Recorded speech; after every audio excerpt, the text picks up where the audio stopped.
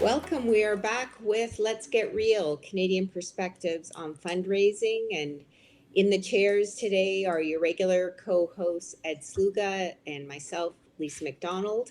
And we are super excited to have Peggy Killeen back with us for her repeat performance. How are you doing, Peggy? Doing well, and thank you so much for inviting me back. It's fun. I really like the female energy. I like this kind of two of us and one of Ed. I feel like it helps to keep things a little more balanced all the Very way different around. when it was Ken Ramsey and I. That's right. Very, very Yeah. different. So we've got some interesting things that we want to get into today. And Peggy, I'm going to just start by giving a little introduction to you, not to steal the thunder, but I understand that you want to talk about kind of how fundraisers are managing some of the administrative burden that they're experienced and what the impact of this has on them. um, that sounds like you've had some firsthand experience with that. For sure. And I think anybody We who's all. worked about a month fundraising has had some experience. They'll know about it. Yeah. And Other Ed's duties as assigned. Anyway. Yeah. Yeah. And Ed, you're going to be talking something a little bit interesting and a little different than your normal topics, but we're just going to dig down a little bit into talking about administration, but the administrative costs um, to donors and or organizations in terms of credit card overhead. So looking forward to that.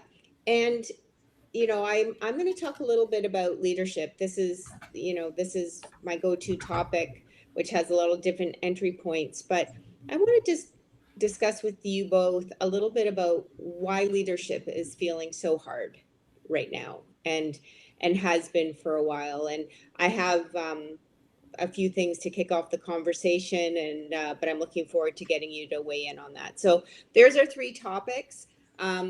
That's a lot we have to cover. I think you know what? Let's not even start with a break. We're going to just dig right in today. Peggy, tell us more. Yeah. So, as I was saying, this is something that almost every fundraiser has experienced, but we may not be naming it directly or actually identifying it.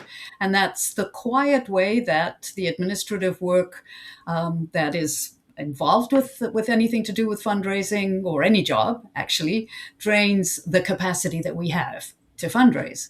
And I'm talking about those everyday tasks that slowly eat away at the time we're supposed to be spending with donors. So those would be your internal meetings, your emails, your data entry, your reporting, pulling lists, and preparing briefings. Event coordination is a huge one. It's something that people just get sucked into, even if it's not their event. And then, how much admin there is needed if you're doing grant requests. I'm sure that you two could probably name some more. I'm sure that people listening could name other things. Because, as I said, if you've worked in fundraising, this has happened to you. So none of these tasks are pointless. They exist for a reason. Accountability matters, good data matters, following up and stewardship definitely matter. But collectively, all these tasks create something of a burden on us. Mm-hmm. And that burden quietly shifts our time away from the thing that we want to, that drives us as fundraisers to be successful, and that is our relationships with donors. I know that last time we talked a little bit about this as well, that fundraising is deeply human work. It's about conversations, about listening, understanding what donors care about, helping them to make a difference in the world. But those are things that take time. And you can't build trust through a spreadsheet or discover what motivates somebody in a 5-minute email. And you certainly can't cultivate a major gift or a legacy gift if your calendar is just packed with this kind of work. So, I think that because fundraisers end up spending such a surprising share of their work keeping the internal systems running, then there's a subtle shift, and we start to be reactive instead of proactive in our relationships. We're no longer cultivating; we're just responding, Mhm. or last minute having and doing an invitation or an email, and we're managing. That's because we're managing processes instead of relationships with people.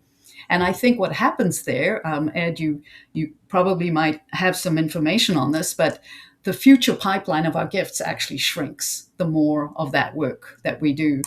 And Lisa, this might be a compliment to what you're going to say, but if you're in a senior fundraising role, there's a whole other layer to this. Directors, VPs, heads of development, they carry a whole second job alongside fundraising. There's HR work, hiring, onboarding, mentoring staff, performance reviews, resolving challenges in your team, management work. So it's managing down, managing up, right? Preparing board reports, budgets, campaign plans, attending executive meetings, coordinating with other departments if you're in a big shop. And this is something I directly experienced in the last role that I had before I became a consultant. And I think it has a lot to do with the reason I became a consultant. I just wasn't seeing people. I wasn't talking to donors, or having in-depth conversations with them as much as I was doing multitude of that stuff. And again, this is important work, but the result is that many senior fundraisers who often have in their career had the deepest kind of donor relationships, the most experience securing these kinds of gifts, their calendars are filled with this, and their meetings are not with donors; they're about operations. So I think I'm always going to do this if you're talking to me, but I will give a special shout out to planned giving fundraisers, Mhm. because if anyone understands administrative complexity, it's them. Because planned giving, it's some of the most meaningful work in our profession. Conversations about legacy, values, impact you want to leave behind. These are not short conversations. They're ongoing. Stewardship also, relationships that are ongoing because that gift has not been received. But planned giving also comes with layers of administration that other fundraising streams might actually not see. So, all the documentation around bequests and legacy commitments, coordination with legal and financial advisors, and then something maybe people don't realize we often do, especially in small to medium shops, state administration. That's literally a whole administrative task.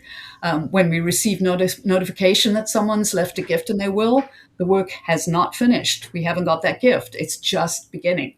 We could spend months, and I can remember spending years working with estate trustees or executors, reviewing documentation, communicating, ensuring that we ultimately receive the gift, and that questions have been answered. It's all been done in a proper framework. Questions about probate, timelines, property sales, tax filings, asset And distribution. And Peggy, do you think because there is this preponderance of administrative work that is part of plan giving, is that why, perhaps plan giving fundraisers do it better because it's built in with more of an expectation and an understanding on both sides right from the get-go? Because as I'm thinking about this, and I'm thinking about, well, where do we back up and how does this get addressed? Like, I think, it starts at the very beginning that expectations aren't fully discussed or understood between leadership and fundraising hires about how to balance that time and how to prioritize, and when people aren't being taught how to learn to balance the administrative side of things, which there is significant with the important aspects of stewardship. So in plan giving, is that just more front and center? Is that just part of the conversation right from the beginning, do you think? I don't think it is. I don't know what you think, but I think that people are often surprised at the amount of work that it does involve. So if you start off doing it because you love it and you love the idea of talking to people about their legacy, and then you realize how much work there is on that side, I thought you were going to ask, why there are so few planned giving fundraisers might be the reason, because we don't want to be doing that Yeah. Right. that stuff. I don't know what you think, Ed.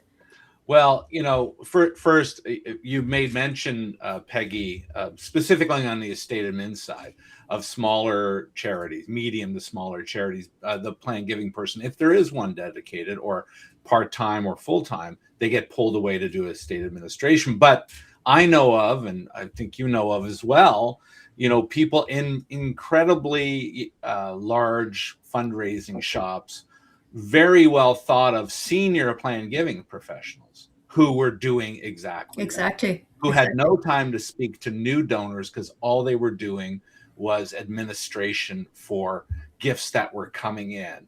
And I'm going to say it's a bit of a trap, right? There's a bit of a trap in two ways. One is it's a trap with the organization because the organization thinks both things are happening, that new engagement is happening while the estate administration is going on. And that's for lots of different reasons, metrics, we've talked about that. But I think it's a trap too for the professionals. Let's be honest about it. If you're there doing the administrative work that, in the state admin, it's a way of keeping at your desk, keeping you with not talking to people, and whether you entered in with good faith to I'm going to call, I'm going to be in front of people, I'm going to make this happen quickly. You're at your desk, you're behind your computer screen, you're not talking to anyone, not doing stewardship, not doing engagement, and you're into that momentum away from that it's all important. But I think this is the other part of it for me as you're talking about it, Peggy, because it always reminds me of something I often tell fundraisers when they ask me about positions that are available, should they apply for them, or they've been offered a position and they say, is this worthwhile? What do you think about this move? And we'll have a good conversation, but at the end, I'll always jokingly say, make sure whatever contract you sign, there isn't a line anywhere that says other duties as assigned. Yeah. Right? Because you end up doing the other duties as assigned. Right. Actually, in a meeting last week with a leader and the person that they manage around some things, and they made the joke about other duties as assigned. And what happens is we kind of let not-for-profits and charities, and I want to say those are two different things, as we know. The self-funded charity is one thing, the not-for-profit with a charitable giving side, generally, like overall fundraising side to help augment their services. They rely on individuals to give well beyond the 37 and a half hours schedule, the 40 hours schedule, whatever their work week is. And in fact, I've seen lots of people being hired part-time because the organization can't afford or says it cannot afford a full-time fundraiser. And that full-time fundraiser is quickly working 40 hours a week, right? And it gets the organization and leadership, and that's both board and senior leadership, again, off the hook, because what they need is more resources, and they need to go to bat for more resources, and they don't because it's getting done anyway. So why do I need to have that hard conversation with senior leadership, whether it's the CEO or the executive director talking to the board, or the VP talking to the executive director to say, we need more people to make this happen. We don't have to, because people are forced into, sometimes not forced in a bad way, not coercive. It's just suddenly they're working way more than they're getting paid for. And paper's over it. And I would say they're not bringing in enough money because they are doing all those other things. So I think where it comes to is to say there's a cost involved with this. Absolutely. And in fact, if you pay somebody to manage, there's a number of roles that you can put in, like a gift administration person. That's what they do. It takes a certain personality. They're not necessarily the same kind of people who want to have relationships with donors. There's that too. It takes detail. It takes, why should it be the same person? So if you were to have a gift administration admin for estates or a stewardship person who's managing stuff like that, and leaving that time free for relationship building, which will build your revenue more. You won't be reactive. If you have somebody who's even managing your scheduling, correspondence, logistics internally. And I think that's kind of the argument. It's a little bit like the argument we make for gift planning. Well, you don't see these gifts now, but they will come in the future. Unless you allow people to do what they're supposed to do and not be distracted or burdened, your pipeline is dropping. Yeah. And Peggy, I think there's an impact here too, when you're considering a sector that is predominantly made up of women Yes. to this type Yes. of working arrangement. Just in our last couple minutes, any thoughts on that from you as well? Definitely. I think we know that there's evidence that women often carry a disproportionate share of the administrative work. And add to that fundraising is a female-dominated profession. Our workforce is mostly women, especially in frontline and mid-level roles, but senior leadership roles and higher compensation levels skew towards men. So I think women are more likely to be expected to take on that kind of admin. And I'm going to say things like note taking in a meeting, even preparing documents and report, organizing events, onboarding staff, maintaining processes. So it is a double load that women are carrying in particular, I think. Yeah. Ed, any closing thoughts, and then we'll move on? Yeah, and I think Peggy said it really, really well. I suppose if people are listening, what they'll be asking us right now, or asking themselves, is what's the answer? And I want to say a couple of things about that. And the first one is to understand what your role ought to be and what you're doing, and have good conversations with leadership about this, because I think more and more there are lots of very thoughtful, and I say that because maybe 30 years ago there weren't that many thoughtful people in leadership in charities. There are more and more women in leadership roles right now. That has changed dramatically in 30 years. More to do for sure, but more of it. And they will understand once you provide them with a thought process around this. This is what I've been asked to do. Here's how I spend my day. And I'll tell you, I do it all the time. We'll hear organizations say we have a full-time fundraiser in planned giving, for example, or major gifts, and they'll say, well, how many visits should they do? I get that conversation all the time, which kind of reveals something. Management doesn't know what they should be doing, but they have somebody to manage to do. Well, anyway. And I'll say, well, they've got 85% of their time to visit. And they'll say, what do you mean they're full time? It's like, well, yeah, but you're going to ask them to do this and this and this. And that'll be at least 15% of their time. And it's for the first time. I mean, they understand that intuitively when it's presented. But until it's presented, they don't think about it. They think that the administrivia, or this important admin work, is something that's added on to everybody. They should still carry a full portfolio. That's not the case. So that's the first thing. I think the other thing is, in tongue in cheek, I said earlier, other duties as assigned, but I remember talking to, again, someone transitioning into the not-for-profit sector on a part-time job. It was supposed to be 20 hours a week. And I said, whatever, make sure that if what you want is 20 hours a week, stop at 20 hours. Yeah. It will force them into understanding this. And it did. And we have to be self-advocates a little bit. Let's make sure that we understand people are driven by passion in our business, passion for the cause, passion to make the world a better place, the program's the best they can be.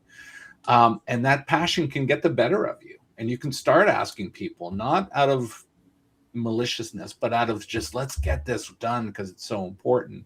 And before you know it, you're pulled in. Yeah. So have that, not barrier, but awareness to do that.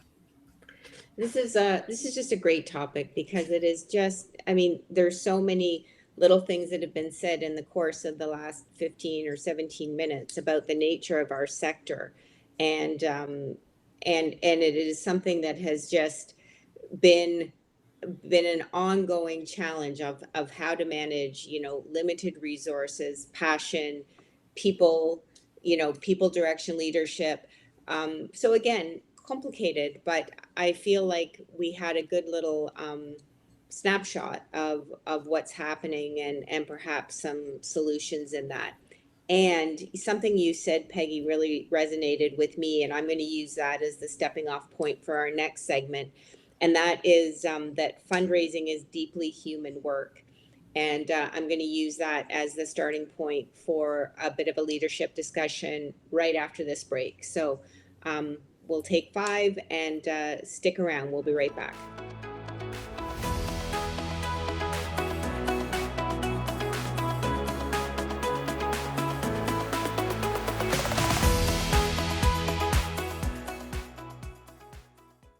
We are back. It was just a short break, and we're here with Peggy Killeen, Ed Sluga, myself, Lisa McDonald, and this is Let's Get Real, Canadian Perspectives on Fundraising. And in the first segment, we had just a great discussion about capacity of fundraisers, and the impact of administration against the actual people to people work that comes with fundraising. And I want to talk a little bit about what it's like to be a leader right now in our sector. And in the last few years, there's been a lot more dialogue, particularly in Hillborn Charity e-news, around, I'll use the word burdens again, but if that feels too strong, just about how leadership is feeling heavier for a lot of people. And it's perhaps not what they were expecting when they went into philanthropic work. And a lot of these people, a lot of women, a lot of passionate people about the organizations they work for, they're feeling like they're failing some kind of test that everyone else has passed. They're feeling that maybe they're less capable or weaker about, what's going on. And some just feel like they're working harder than they ever have, but they're still falling behind. And, why is this? Like, what is going on that is making fundraisers, leaders in our sector feel like they just can't win? And I have a few things I'd like to just kind of propose forward to you guys. Tell me what you think as we work through a bit of this discussion. So, I think that first of all, that this feeling that leadership has, this feeling of being overwhelmed, it definitely didn't come out of nowhere. Things have been changing, and there used to be kind of a relatively stable set of rules about leadership, or that applied. First of all, like, people worked in offices. Um, Work happened in visible, tangible ways. There was like a paper flow, right? Um, Authority flowed clearly through a hierarchy of reporting and functions.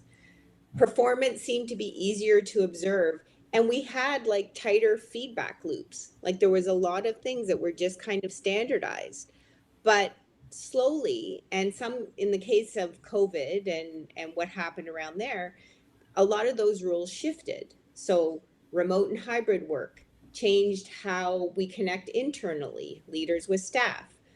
Our technology that continues to evolve all the time is accelerating at a speed that people, A, can't necessarily keep up with, and B, is forcing us to change processes regularly, which is challenging.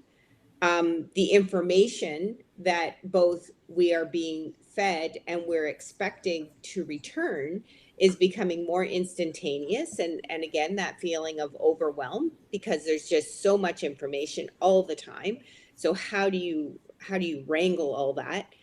And then our social norms have been evolving, and trust is a lot more fragile between donors and the organizations, between coworkers, between organizations.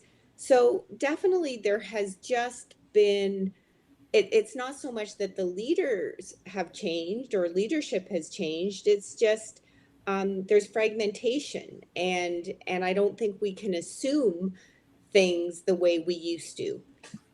And to top it all off, leaders have not been retrained for this. There's been no retraining because there is no time. Um, so that's kind of where I'd like to start, is just that, you know, there are these circumstances going on, and the impact. And I don't know, what do you think, Ed? Does that resonate with what you're seeing, feeling, some discussions you're having? Well, yeah, and I think what you're highlighting here is something that there's a gap. There's a gap between what the perception of leadership is and what leadership actually is. And Hmm. ultimately, leadership is tough, right? Yeah. It's a hard job. That's the first thing. And lots of people think it's easy. Lots of people, and we all know this. And we probably were here at one moment, if we're very honest with ourselves. We probably worked in a place and felt like if I had the leadership job, I could do a better job than this person. We all felt it. It's a human thing to feel. And there is human frailty when you get into that role.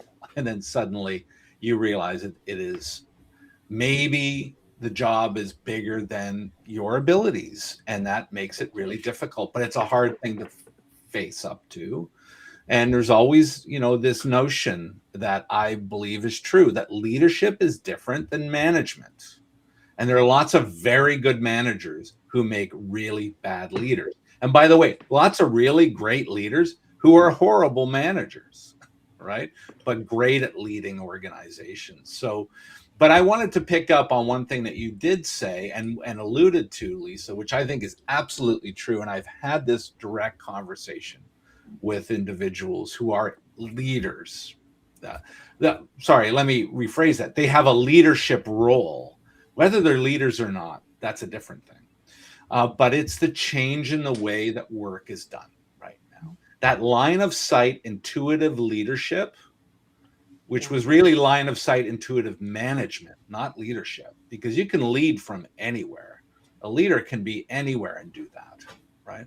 It's that line of sight, and feeling like stuff's getting done, rather than being able to truly measure that things are being done.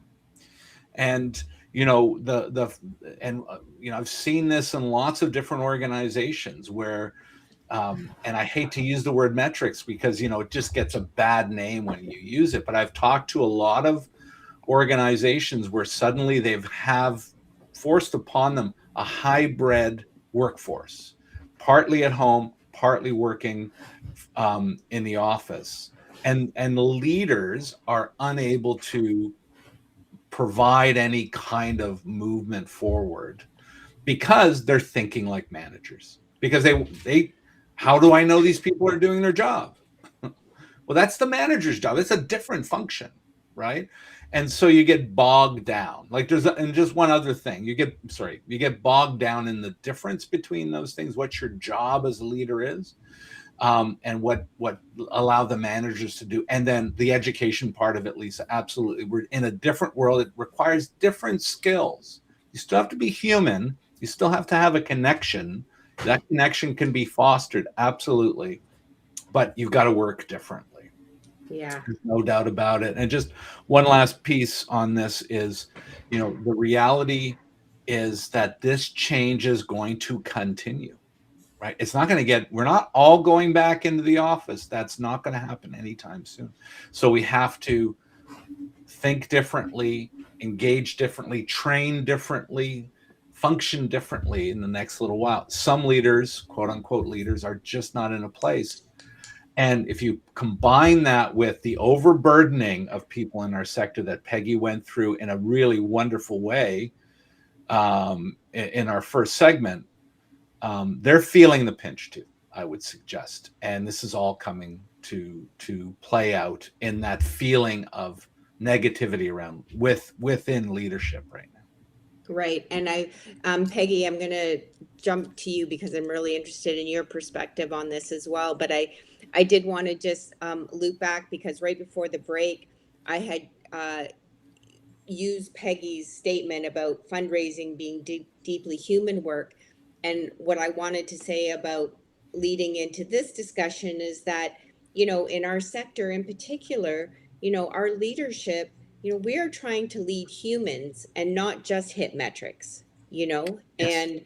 and I think that is something that is also creating a bit of the pressure cooker. But Peggy, what Well, what struck me, I mean, it links to what Ed was saying about, things have changed, and we've got to get used to it, and our leadership has to get used to it even more than anybody else because they're the ones who are holding things together. Harder to hold things together when you're not all in the same place. But you talked about retraining in so many ways. Things of just AI, for example, or not Mhm. that leadership has to do that, but they have to figure out how do we use this? What's our strategy? Are we going to do this? How many organizations have we seen, Ed, who have had like major changes in their CRMs or their systems, and everybody just has to drop everything to change everything. And I think when you talk about leaders, they generally are going to be more senior people, which means they've had a long time in the world, a longer time than their staff, and I think it gets harder to learn. I think we don't learn as easily as we get older. So that retraining, maybe you're just going to lose it. It's not. People are going to go, no, I'm too tired. I think I'm going to retire. And I don't know how many times I've heard that hmm, in the last couple of years. You know what? Maybe this is the moment that I should take because. Yeah. Can I just jump in on one thing that you've said there, Peggy? Sorry, Lisa, for jumping in, but I just wanted to no, catch on something. And Peggy mentioned CRMs and changes in CRMs, and it's actually I just had a conversation on another podcast with someone that does a lot of data work, and we talked about CRMs and the usefulness of databases and engagement platforms of that kind, and how a lot of times when they're not useful, organizations will actually say, well, this CRM isn't useful, I don't know how to manage people to get them to onto it, so let's pick a whole other CRM and bring that in, as though that's not going to solve your management problem, right? You're going to have people not adhering to simple management around data and the other CRM as well. It's kind of a writ large moment with a high cost, not only to the staffing that you mentioned, Peggy. We're all supposed to drop everything and learn something new now, which is not going to necessarily be any better. But there's a non-staff cost. This is going to cost us money to convert into this new platform. We may lose donors. There's a risk to it that's incredible. And Yeah. that, I think, and even in this other conversation, it came up, leadership needs to understand what they're doing at this moment. And I think it's in response, Lisa, to some of the things you're talking about. It's so hard. It's hard to get people to do this. There's a negativity around it. And so I'm going to take what calculated digital or software solution, where that's not really our problem here. yeah. And I think, I mean, I would love to just keep talking about this because this could go in a lot of different directions, but I think in the interest of time, I'll wrap it up. But that whole idea of leadership versus management that you raise, Ed, really resonates to me. And when leaders are looking to anchor to something, when everything around us is shifting all the time, I think that what we don't need is more tactics, because I think tactics become a management function. I think what we do need is to entrench in our principles and our values, and that guides us through as leaders to all of the factors that are going on around us. So maybe what I'll do is I'll leave a little bit of a cliffhanger and say next podcast, my follow up will be to talk a little bit about what those values and principles look like. So as opposed to throwing out the CRM tactically and bringing in something new, let's discuss what the values and principles are between good foundational leadership and how that can carry you through when everything else seems a bit upside down. Let's take a break and then we will come back and we're going to talk credit cards as a vehicle to making your donation. Right back with Ed Sluga.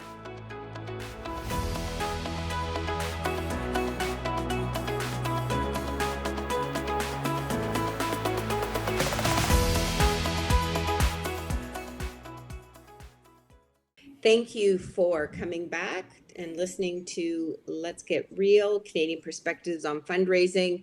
It's a great chat today. I'm really enjoying this.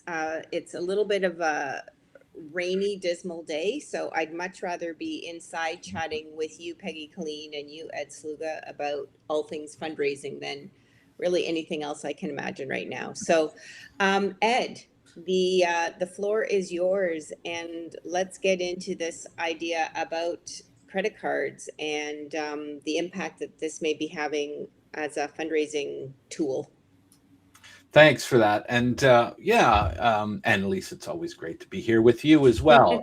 And so this came up because as the three of us are all not only working in this sector but volunteering in this sector as part of my volunteer job. I've had a moment to get more and more involved in very smaller charities. And because I like smaller charities, I like working. I enjoy working with large charities as well. Look for every opportunity to do that. But working with smaller charities is great because you have a chance to see granularly how we do this work and how we build these things. One of the things you see is, and that's been right in front of me over the last few years, is how people are making donations today and the effects of those donations when they're made through credit cards. And one of the things I wanted to point out is right now, Canadians make about $12+ billion a year in donations to charities.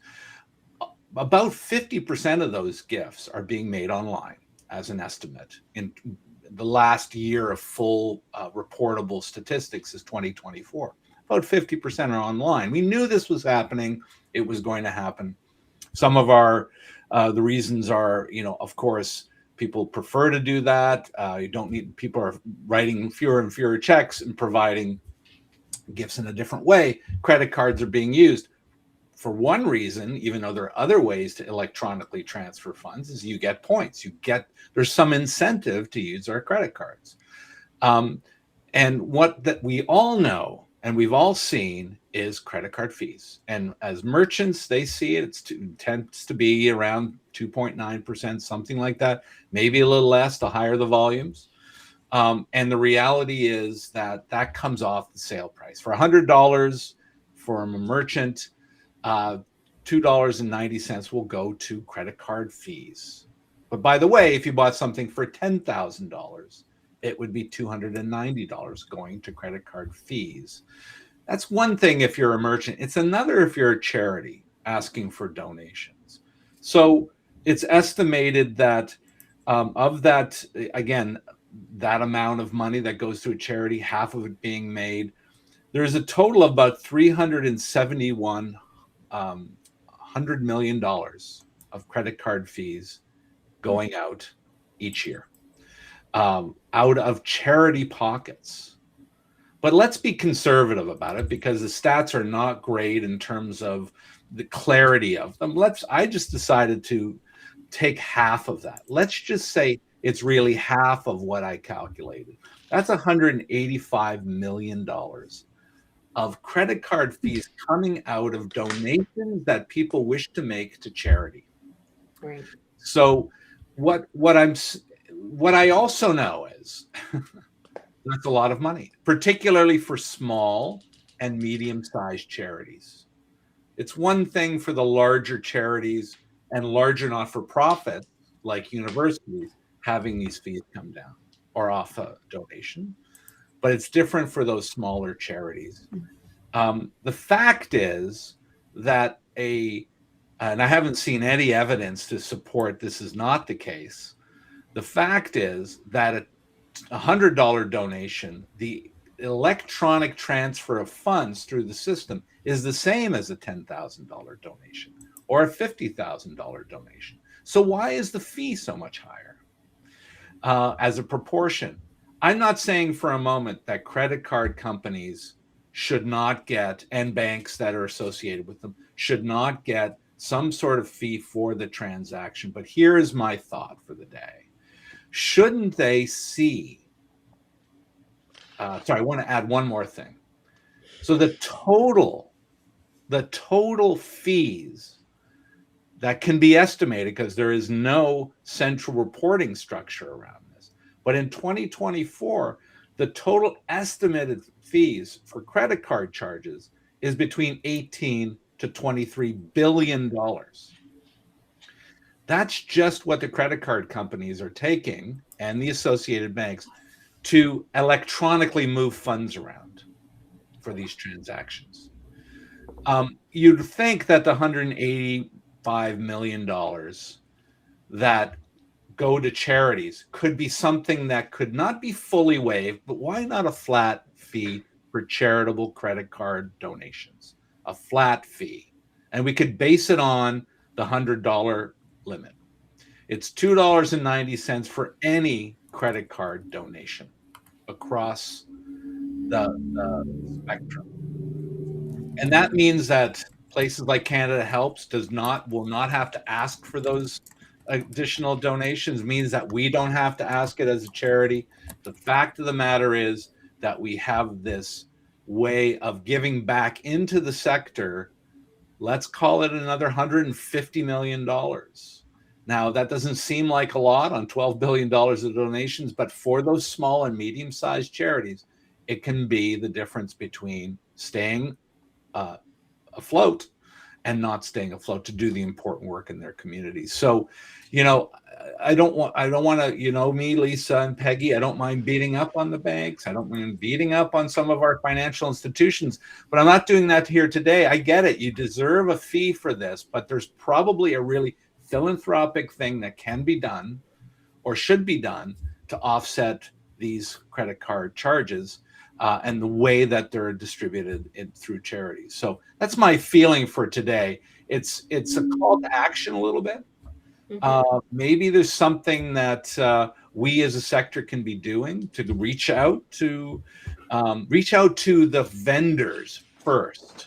But I do know there's a way to reach out to the various committees of the federal government as a secondary option to say, hey, here's something that would make you look really good. It would help small to medium-sized charities, which are helping small to medium-sized communities out there. And in fact, in the end, make it very clear-cut. I give the charity a certain amount of money, and I know this really tiny amount's going to go for this fee. So that's what I had to say today. And I don't know what your thoughts about that are, but it's something that I think I'm going to pursue over the course of the coming months and years. Yeah, super, super interesting. I'll let Peggy weigh in and see what she would add to that. I don't know if I'd add to it because I'm curious about, you've obviously done some little bit of research on this, Ed. I'm just curious about that. Has it ever been an issue that nonprofits have brought up? Has there been some kind of movement to do anything, or have we just taken it? I think, Peggy, and you know this from the work that you do with the CAGP, but some of the main charitable activities that the government has brought in legislation to make better for donors and for charities have been driven really by the financial sector or the for-profit sector. Securities gifts are a really great example. That was not driven by charities. They benefited from it. There's no doubt about it, but it wasn't driven by that. And you know that. And I don't think but there was an incentive to drive that forward. I'm not sure there's an incentive by the same players to drive that forward. So I have not found any evidence of this discussion coming up. And, you and I both know, and this comes from the segments before, a lot of times we're relying on overburdened, somewhat sort of disheartened, if I might call what Lisa was talking about, leadership to lead the charge. That's a problem when they're already doing so much. And here's the other problem where people in the actual working within charities and not-for-profits are very, very diplomatic about issues of this kind. Mhm. You're actually, in a way, questioning a funder or a conduit for funding. Yeah. And that's problematic when some of the biggest corporations in this country are the people that you're saying, hey, maybe you should do this for us. Yeah. And that can be cutting off, well, seemingly cutting off your nose to spite your face. Because what if we want a big donation from one of the banks or one of the credit card companies, and aren't you the one leading the charge on that? Yeah. No, I'm not sure Yeah. that's going to happen. I think. Sorry, Lisa. That's what Ed's Mhm. answer has made me think is that I think we're talking about smaller donors here, because when I think of the charities that I've worked with, we are asking when a big donation is coming in, we wouldn't definitely say, please do not pay by credit card. Hmm. This is not something we'd want to happen, or even through an institution that charges fees, or bigger fees. So we're asking for other ways of giving to us through, and they can do that because they have the means to do that if it's a big gift. So it's really the ordinary people making ordinary donations, the monthly donations that are ongoing. Every month we're making a Yeah. donation. And I would say one other thing, though, Peggy, around that, which is, you're right. So somebody wants to make a $25,000 donation to your charity. That's not a small amount. Yeah. And what we would say to them is, I know if you gave it as through your credit card, you'd get a whole bunch of points and you can pay for your trip to wherever next year by simply doing that, right? But don't do that, because there'll be a fee taken off of it. So what we're doing is what charities tend to do is workarounds. We're in this moment, so how do we work around it?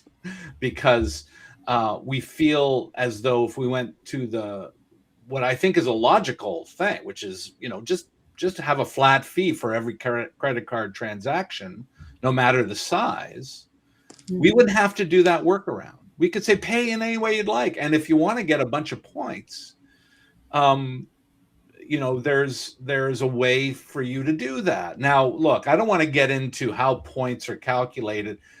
You're actually, my kids will often talk about how when you pay a fee and a premium fee for something, you get all of these things for free. That's what you're paying for. Free. And credit cards are being paid for by the fees we're paying to credit card companies. Now, I haven't done the research on that, but it just seems logical. Okay, I think we just had a little bit of technical difficulties there, but I think that I think we had kind of worked our way through the discussion as far as we could take it today. And I'm going to leave it on the note that I like that idea of a call to action. I like that idea of food for thought. And I think that, yes, despite uh, all the things that are on the plate that we're thinking about, it would be worth to have the conversation with your vendors and with your, certainly with your major donors. It's probably already happening, but maybe even consider starting some communication with your monthly donors and your other individual donors about how they're giving and the impact that that can have. So some very good food for thought, and could be the subject of more discussion in times to come. That brings us to the end of our podcast. We are going to wrap it all up with a few Let's Be Charitable shout outs when we come back after this final break.